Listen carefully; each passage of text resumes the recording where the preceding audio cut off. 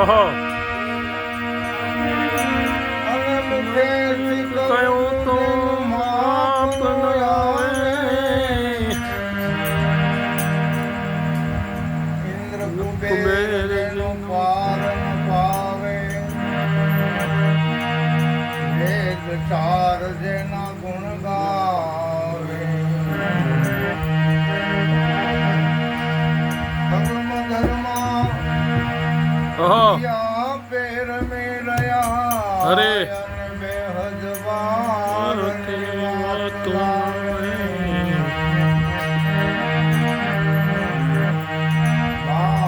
સવાને ફૂલગર મળ્યા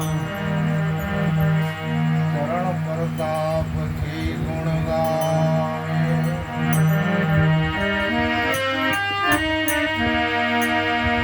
જે અંતર હોય જેના ઉજળા અને નેનો માં હોય ને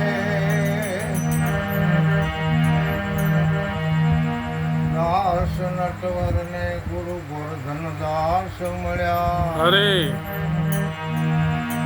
સદાય વર્ષે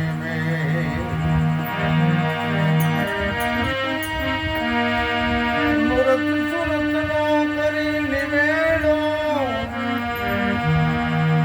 અને ભાંગો મનની ભ્રાંત દાસ નટવર ને ગુરુ ગોરધન દાસ મળ્યા ત્યાં સદાય વર્ષે સુવાન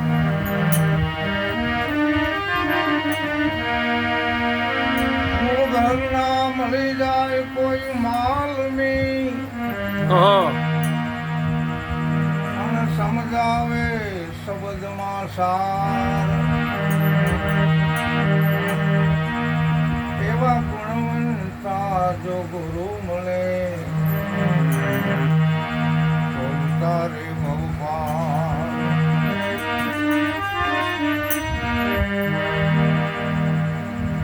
સરસ આજનો જે આપણો આ સંતવાણીનો અને સત્સંગનો જે મહિમા છે અને અત્યારની આપણી આ મંગલમય જ્ઞાન સભા બિરાજમાન છે જેમાં અમે તો સંબોધન કરીએ છીએ બહેનો આવ્યા હોય ને સાંભળવા તો એમને કહીએ છીએ સતીનું બિરુદ આપીએ છીએ અને જેને ગુરુગમ છે એને જતીનું બિરુદ આપીએ અરે અરે તો એવા જતી અને સતી આજે મંગલમય જ્ઞાન સભાની અંદર આવ્યા છે અને બાલારામને ત્યાં આજે જ્યાં ભજન સત્સંગનો કાર્યક્રમ છે મારે તો ઘણા જ વર્ષે આ ગામની અંદર આવવાનું છે 40 વર્ષ થઈ ગયા છે બહુ ભજન કર્યા છે પણ નાના હોય ને ખબર ન હોય કહેવાનો ભાવાર્થ કે લગભગ 60 વર્ષથી તો હું ભજન બોલું છું અને આજે જે કંઈ આય મને તક મળી છે અમારે પ્રત્યક્ષ શ્રી મહેશ મહારાજ કે જેમને સમાગમ થયેલો અને એના હિસાબે પછી સાકર ગામની મુલાકાત તો કોઈ કદાચ એમ માનો ને કે એવા મહાનુભાવો લે મુલાકાત એવા ન આવવાનું હોય પરંતુ સંત દર્શન ઘણા નિરાજ મહારાજની જય ગુરુ મહારાજ કરવામાં આમ કરતા હોય છે વાંધો નથી પણ જ્યારે ચોખ્ખો ભેટ છે કે 3 વખત આપણે નમન કરવાની આવે છે એમાં 3 વખત કહી દેવાનું આવે છે કે હું કંઈ નથી વાસ્તવિકમાં હું કોણાનું જ્ઞાન તો છે જ કે હું કોણ છું પણ જ્યારે આ દેહ મળ્યો છે ત્યારે નિરાજ મહારાજ કહેશે કંઈ નથી હું તો દાસનો પણ દાસ છું અરે સકલ સૃષ્ટિના સંતના ચરણોનો સંસાર એવો અનુભવ ચક્ષુ મને આપજો તો કરું વાણી કરું અરે તો આજની આપણી આ જતી સતીની મંગલમય જ્ઞાન સભા છે અને આવી જ્ઞાન સભામાં જો કે બધાને જ્ઞાન હોય ગુરુગમ હોય પરંતુ બહોત કરે સત્સંગા ત્યારે સંશય કા થાય ભંગા. સંત સમાગમની જરૂર છે, સત્સંગની જરૂર છે. વિક્રમ સંવત 2040ની અંદર મેં ઉપદેશ લીધો અને અત્યારે વિક્રમ સંવત 2082ની સાલ ચાલે છે.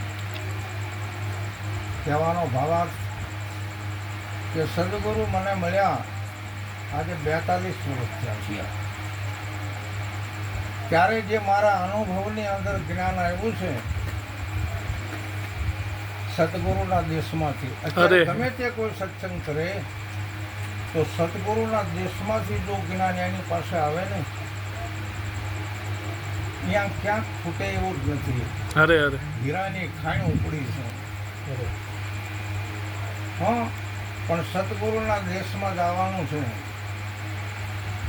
ન જ્યાં હોય તો વાત કરવાની કે સદગુરુના દેશમાં કેવી રીતે જવું.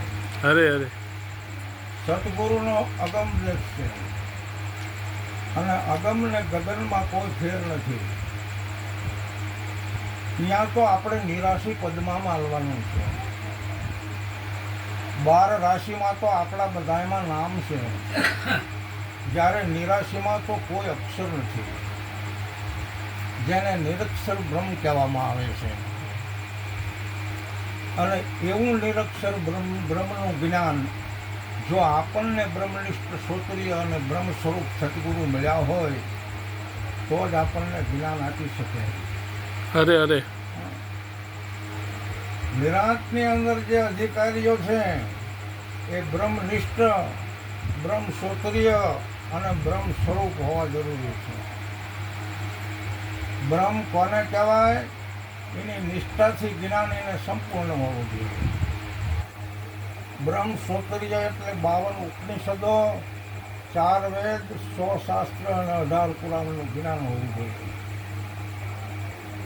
બ્રહ્મ સ્વરૂપ એટલે હું કોણ છું એનું જ્ઞાન સદગુરુ મહારાજ બતાવે અને પછી એ ભૂમિકામાં રહેવાનું. અસલ આપણા મૂળ સ્વરૂપની અંદર રહેવા માટે બ્રહ્મ સ્વરૂપની વાત છે. ગીતાજીમાં શબ્દ અર્જુનને શ્રી કૃષ્ણ ભગવાન કહે છે કે હે અર્જુન, તારે સ્થિત પદ્મમાં રહેવાનું છે. એવો શબ્દ વાપરો છે સ્થિત પદ્મ. એટલે સ્થિત પદ્મમાં આપણા ભીતરની અંદર આપણે આવ્યા છીએ. આપણી આ પંચભૂતની કાયાની અંદર આપણે આવ્યા છીએ. કોણ છે? આપણને નામ પડ્યું છે, આપણને નામથી કોક બોલાવે છે. નામ એવું શું છે? પ્રથમ આ જીવણ સાહેબને ખતર ગુરુ હતા ને એટલે એમને અભિમાન વધી ગયું. ગમે અહીંયા ભજનનો પ્રોગ્રામ હોય અને ક્યાંક જેને પૂછવું હોય પૂછો ભાઈ, હું તો તમારો ગમે એ જવાબ આપી દઉં. એ મોરબી પાસે આમરણ ગામની અંદર કાર્યક્રમ હતો અને સભા ભરેલી. જીવણ સાહેબ ખાટલા ભાંગી નાખે. રામ સાહેબ આવા ભજન બોલે. કંઈક પેટીઓ તોડી નાખી, કંઈક તબલા તોડી નાખી. કહેવાનો ભાવાર્થ કે કંઈક રામસાગર તોડી નાખ્યા અને કે ભાઈ જેને પૂછવું હોય પૂછો. એટલે આમણમાં તો આમ છેડે આમ પગરખા કાઢે ને એમ પાસે એક સાહેબ બેઠેલા. એમનું નામ ભીમ સાહેબ. ભીમ સાહેબ કે ભાઈ અમે કોઈને પૂછતા નથી. આ તો તમે કહો છો કે અમે બધા પ્રશ્નનો જવાબ આપીએ તો અમે કેવી બોલો બોલો કે કયા ગામના છો આપ? કે ગોંડલ પાસે ઘોઘાવદર. એ ઘોઘાવદર તમે કેટલા ટાઈમથી છો? શરીરનો જન્મ થયો હોય ત્યાંથી જ કહેવાય ને કે આટલા વર્ષ. તો એ ઉંમર તમે ક્યાં હતા? એ ખબર નથી. અને કોઈને અત્યારે હાલમાં ખબર હોય તો કહેજો કે આ શરીરને તમારે આટલા વર્ષ થયા એ ઉંમર તમે ક્યાં હતા? ગુરુ ગમતો એવી છે. ન ફાવતો હોય તો ઉપદેશની અંદર બીજી વખત બેસવું પડે. ઠીક છે, ન આવડે તો કંઈ નહીં. પણ તમારું નામ શું? કે મારું નામ જીવન. બરાબર. કે તમે જીવનને ઓળખો છો? હે? કે જીવનને ઓળખો છો? કે નામ જીવનને નથી. એટલે તમારું નામ જીવન છે ને તમે જીવનને નથી ઓળખતા તો રામને કૃષ્ણને રામાચંદ્રને માતાજીને કેવી રીતે ઓળખો? એટલે કે વાત હાકી. હું જીવનને નથી ઓળખતો, મને ઓળખાવું. કે તાત્કાલિક થોડુંક આવું ઓળખ્યું જ્ઞાન છે કે તને અત્યારે જીવનને ઓળખાઈ દો. જા કે ઘોઘાવદનની અંદર દર પૂર્ણિમાં ભજન સત્સંગ રાખીએ, હું આવીશ, વચન આપું છું. 12 મહિનાની પૂર્ણિમાં ભરાવી અને પછી જીવન સાહેબને વહેલી સવારે ઉપદેશ આપ્યો છે. ત્યારે ભીમ સાહેબે જ્ઞાન આપ્યા પછી જીવન સાહેબને જ્ઞાન થયું કે આજ દી સુધી નહીં, પણ હવે ભીમ ભેટાને મારી ભ્રમણા ભાઈ. એમ જ્યાં સુધી સાચા સદગુરુ મળતા નથી ત્યાં સુધી આપણા મનની આંખે આપણા મનની ભ્રમણા ભાંગતી નથી.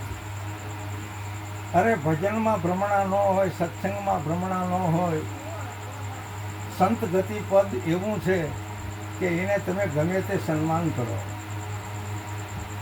કોથળો પાથરો તો ભલે, ધૂળમાં બેહારો તો ભલે, હવામાનને હાથચરનું ગાદલું નાખી દો તો ભલે, ભાતના ભોજન જમાડો તો ભલે, અને કંઈ ન હોય તો ભલે.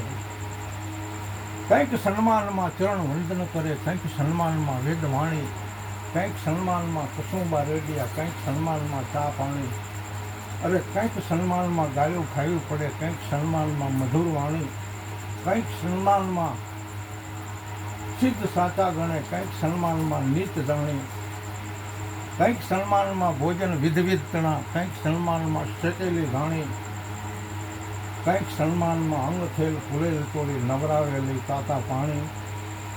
દાસ સવો કહે સૌના કર્મ સૌ ભોગવે, એમાં આપણી શું લાભ ક્યાં?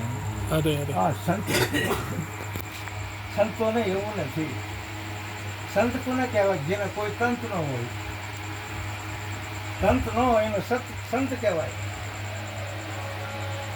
જતું કરે એને સાધુ કહેવાય. અને લેકે રહે તો ઉનકા નામ બાવા કહેવાય. આ બાપુના શબ્દો.